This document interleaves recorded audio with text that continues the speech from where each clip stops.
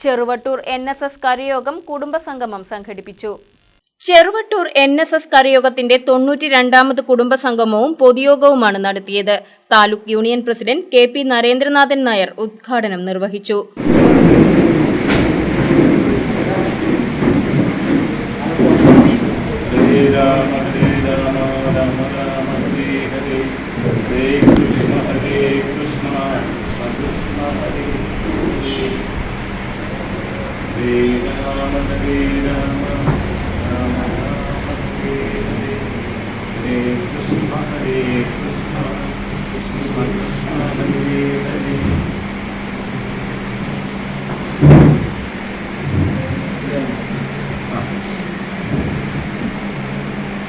കരയോഗം president CN Sanilkumar അധ്യക്ഷത വഹിച്ചു.